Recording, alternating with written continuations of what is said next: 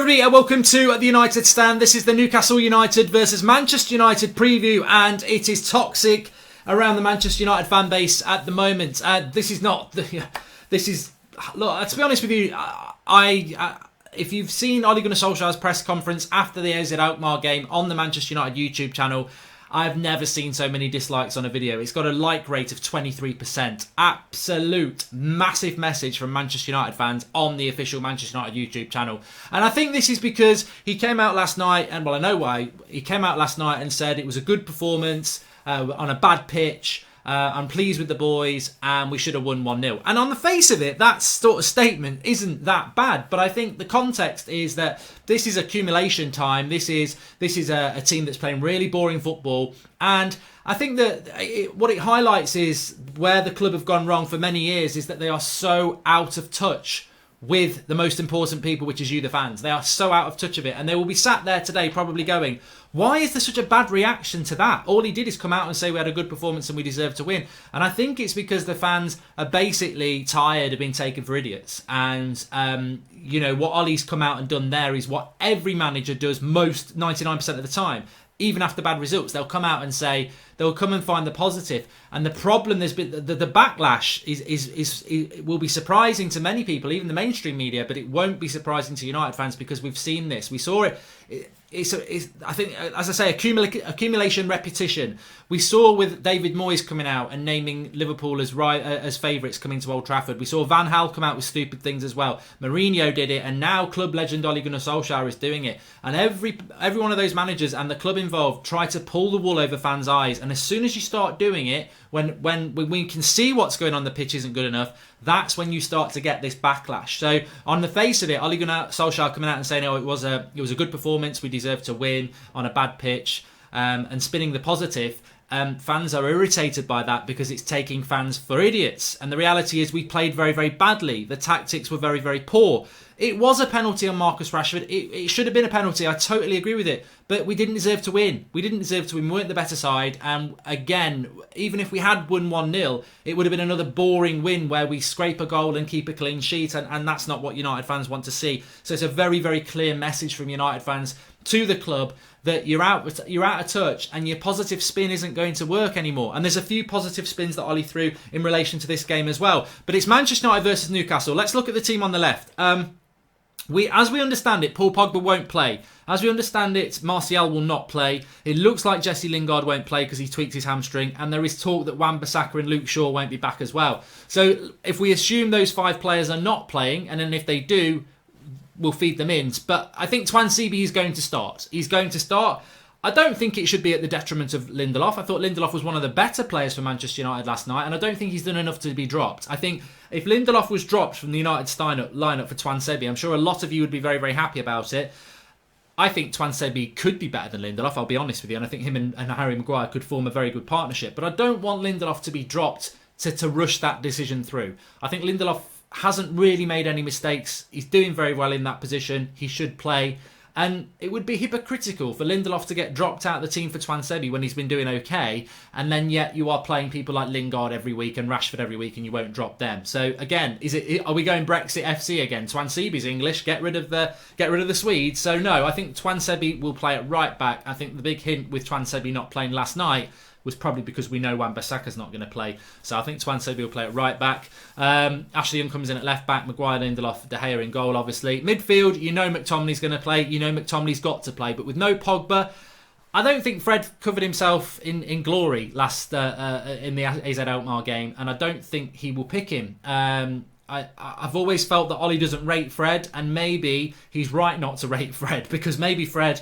I think I like Fred, and I always stick up for Fred because he may well be a very, very Poundland version of a Kante or an Ndidi or a Pereira from Arsenal. But what he does try to do is pass the ball forward, get into the tackle, and I guarantee you, I haven't looked at the stats from last night yet, but I guarantee he probably touched the ball more than everybody. He probably made more interceptions. It's just he's probably not as good as we need. But at least he's a player that does that. And I would play him against Newcastle because what I'm a firm believer in is that all we ever do with Fred is we see glimpses of how good he is and then we drop him again. And I think, much like a youth player, Fred has never had an established run in the United team. So, yeah, he played badly against Alkmaar, but maybe you play him against Newcastle, you keep playing him, and then you find out after 10 games if he gets better or not. But we seem reluctant to do that. Pereira will obviously come in, and I've put Pereira centrally because I think Pereira, if Lingard plays, Lingard will play where Pereira is, and Greenwood will go to the bench. Greenwood, Rashford, James up front, Pereira. I don't see, and I think Matic will play instead of Fred. I can't see him picking Mata. But other than that, the options aren't really there other than playing like a Gomez or a Chong. So I think that's how he will go with it on Sunday, unless we get a Lingard back, in which case Greenwood drops out, Pereira goes to the right, Lingard comes in. If we get a Pogba back, Matic comes out and Pogba comes in. If we get a Wan-Bissaka back, then I think maybe he will drop Lindelof for Tuanzebe, but I don't know. But the point is, just on Newcastle, before we go back to Ole Gunnar Solskjaer's comments, which I think we need a bit of a half time on this. My point is that with Newcastle, they've scored 4 goals this season. This is game 8, and they've scored 4 goals this season. They've not scored more than once this season. So every goal they've scored has been in a game that they've only scored once. They're crap. They're absolutely crap. They're second from bottom. They're a bad side. You know, most Newcastle fans would admit that themselves. We will win this game. We will win this game. So if you're an Ollie in positive person or you're an Ollie out negative person, we'll win this game. Because Newcastle are bad. They're really, really bad. And if we were to... I think even if we were to draw this game, we've got massive problems. If we were to lose this game, I think the club might have to make a decision. Because we cannot lose... I mean, look at that team on the left. I know we're not playing well. And we will definitely go and park the bus. We will definitely play two centre defensive midfielders. But against a team like Newcastle, it's probably going to work. Because Newcastle are... playing very, very poorly. They've just been beaten by Leicester. They need a result. They'll have a huge attendance, 50,000, isn't it? The crowd will be roaring. Newcastle will probably pour forward to try and get results. Try and get a result, and we'll hit them on the break. And we've got players on the break with pace like Dan James and Rashford, who will cause problems, and hopefully they will score goals. But that's how we'll set up. It's not going to be pretty. It will be parking the bus against Newcastle, but I just don't think Newcastle have got any firepower to cause us a problem. And certainly I don't think they've got enough firepower to score more than 1 goal. And I would expect Manchester United to go to Newcastle and score at least 1 goal. So worst case scenario, it's a draw. I actually think we'll win 1 or 2-0. I think we will do. I don't think we're... And people mention relegation, and I think we're not going to get relegated. I think if we finish mid-table, that's the equivalent of getting relegated for Manchester United. We're not going to get relegated. We're having a very, very bad season. I think we're in relegation form if you look at our last few results since March in the league. But we're not going to get relegated. And I'm not overly confident we're going to win this game. I just don't see how we can't win this game because Newcastle are not that bad. They are bad. And we have got good players. And I don't think with Ole Gunnar Solskjaer, he's going to lose to Newcastle, he's going to lose to Liverpool. I just don't think he's going to put that much pressure on himself. I think we are going to get a result here and there. I mean, even Mourinho a year ago, we were wanting him to go on. We played Newcastle exactly the same time last season. We played Newcastle and we had... he won that game and I think we had 13 points. Obviously that's not going to happen with us, is it? I think the most... I mean, how many points have we got at the moment, Manchester United, actually? I must just have a quick check on that because I'm not too sure myself how many points we've got. Have we got 8 points at the moment? Manchester United, we've got 9 points. So, yeah, you know what? That's a very interesting stat, isn't it? That even if we were to win this game, we would only have 12 points. And Mourinho had 13 points and everyone wanted him the sack a year ago. And you know what? I put a clip up today about a year ago when I was saying we just don't create enough chances. And here we are a year later, we don't create enough chances. I think we defend better, but we don't create enough chances. And I just very quickly on that point as well, I think it's very important to mention this about Mourinho. A lot of people are saying, oh, we should have kept Mourinho. We shouldn't have kept Mourinho. Mourinho himself even admitted he deserved the sack. We're in a worse position now than we were under Mourinho. I agree with that. But it doesn't mean I want Mourinho, and it doesn't mean we shouldn't have sacked Mourinho. Mourinho should have been sacked. The issue is we've screwed up on what we've done after Mourinho yet again. Everybody we seem to get worse with. But look, no, we shouldn't have kept Mourinho. He deserved the sack. He said he deserved the sack. It's what we've done since then. We've now put ourselves into a worse situation, of course. So how do we improve things at Manchester United? And Ole Gunnar Solskjaer has spoken about the Newcastle game after the AZ Alkmaar game. And he was asked specifically about free kicks, which I think is really important because we're top of the league for distance since we scored a set piece, I think. And he said, oh, we're working on it in training. There was a free kick yesterday. If you check my Twitter timeline, you'll see it, from Marcus Rashford, where it's a cross every day of the week. The position of the free kick, it's nearly on the touchline. It's got to be crossed, and he shoots. And I think this displays a real issue with Ole Gunnar Solskjaer's coaching and his coaching staff. We have been saying this. This was happening definitely in February. Take Marcus Rashford off free kicks. And here we are in October, and he's still taking free kicks. And so he's so arrogantly taking free kicks. He's shooting from a crossing position.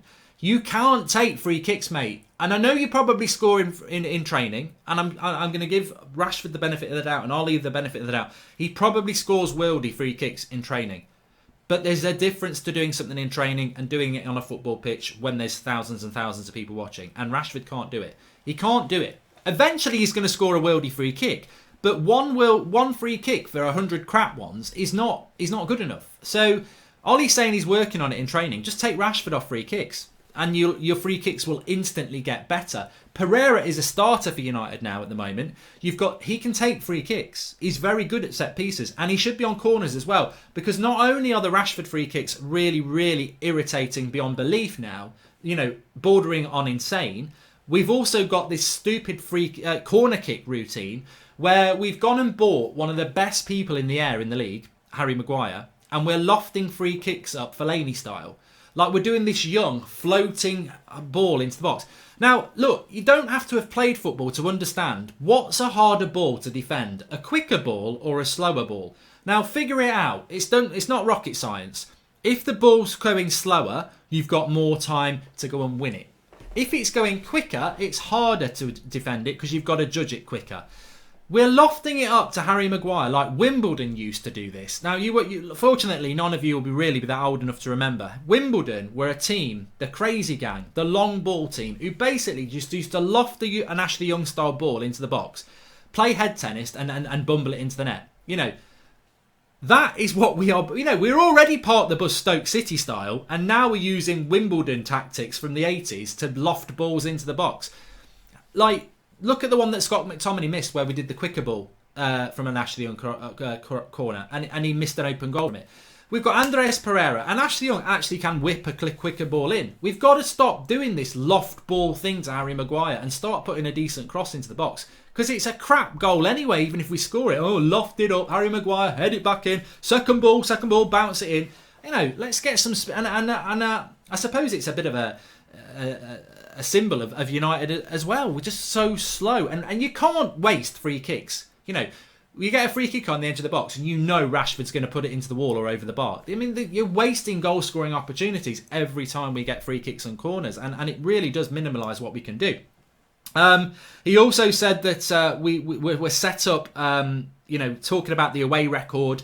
How are we going to, how do we improve that away record? And he said, well, I can only talk about that when we've actually done it. But we're set up well away from home to counter-attack teams. Again, this park the bus and hit teams on the break thing, it's not going to stop, is it?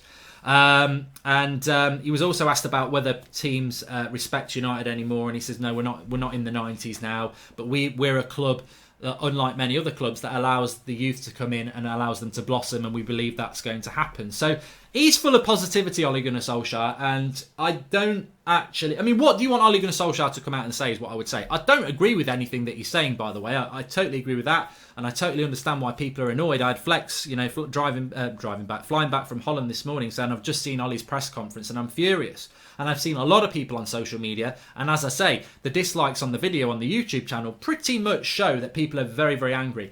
Do I feel angry today?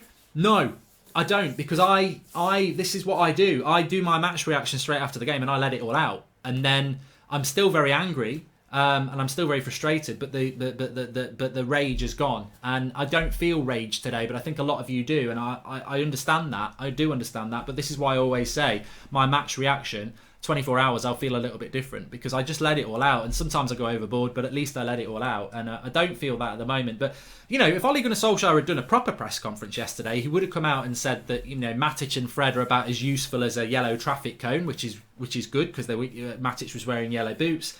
Mata needs to retire and go on a saga holiday. Marcus Rashford shit at free kicks, and my tactics are part of the bus because I'm terrified of losing my job. Total honesty. I don't mind, him coming out and being positive. We all know it's a load of nonsense. But the trouble is, what does Ollie think? Does he genuinely believe what he's saying? Or does he actually know what we've just said there, but he could never say it? And that's the thing, isn't it? Is Ole Gunnar Solskjaer walking around with his head in the clouds thinking this is good and this is progress? Or does he know the truth and he's just covering paper in the cracks? Because that's the important thing to know, isn't it? Because I think that the scary thing for me is that we keep getting told by this football club that there's a long-term vision. We're in it for the long term, and that comes from the manager, it comes from the players, and it comes from the board. But the point is, and I said it yesterday, and I'll argue it with anybody, is the football that we're playing at the moment is just a Poundland version.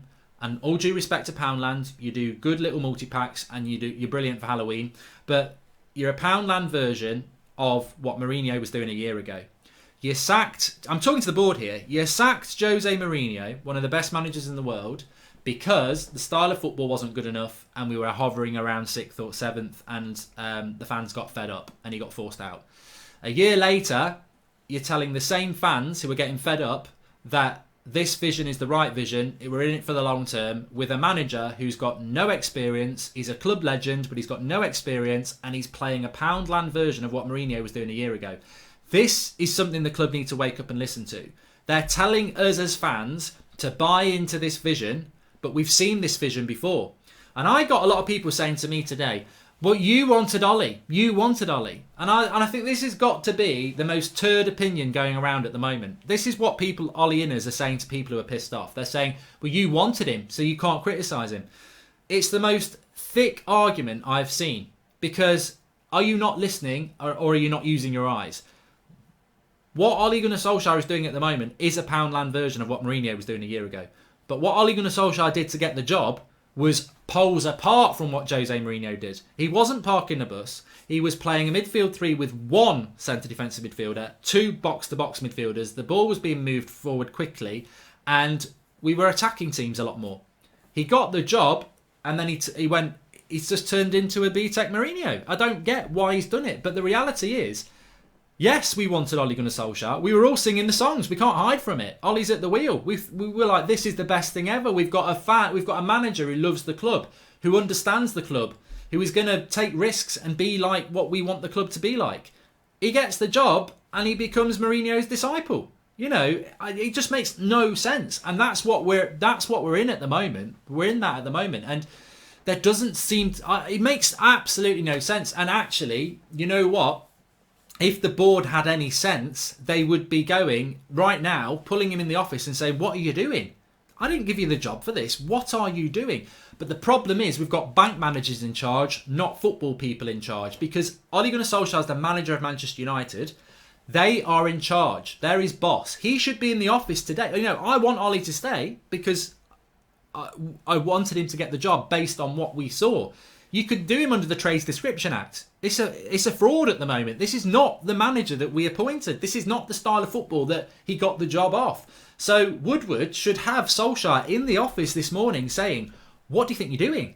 What do you think you're doing? I'm used to all this criticism, but what do you think you're doing? This is not what you did to get the job. Unfortunately, I don't think Woodward knows there's any difference. I think all Woodward knows is Ollie's at the wheel and how's my bank account doing. He doesn't know. He probably can't look at the pitch and realise we're playing a totally different style of football. He's just confused going, well, the results aren't good at the moment, but they'll go back to that first 3 months soon. I don't think he realises we're playing a totally different brand of football. And somebody in charge of the club, like a Bayern Munich or a Liverpool or a Barcelona or a Real Madrid, who've got people who know what's going on, they've got structures, they've got director of footballs, etc., etc., etc., they would be pulling Ole Gunnar Solskjaer in and going, look, we know you're inexperienced, we know all these things, we want to be supportive, we want you to be here for the long term, but what are you doing? Why have you changed the way you're playing? Why have you gone so defensive? You can tell us, you can moan at me and say I didn't get you a midfielder, I didn't get you an attacker, but why can't you play 4-3-3 like you did in the first 3 months? You're telling me you can't play Scott McTominay as the holding midfielder and have Pogba and Pereira as box-to-box and have a front three. Why can't you do that? You don't trust McTominay. He's just one player of the month. I can only help you, Ollie, if you do what you did to get the job. Why have you become like this Mourinho bloke? What's gone wrong? And that's the conversation that needs to be happening. It's not, to me, it's not Ollie out. It's like, what are you doing? What are you doing? And do you believe this crap that you're spouting? Because all I see with Solskjaer at the moment is a bad version of Mourinho. The same sort of press conferences, the same sort of tactics. And I'm absolutely confused by it. All I want him to do is go back to what he did in the first 3 months. And if he fails, then obviously he's got to go.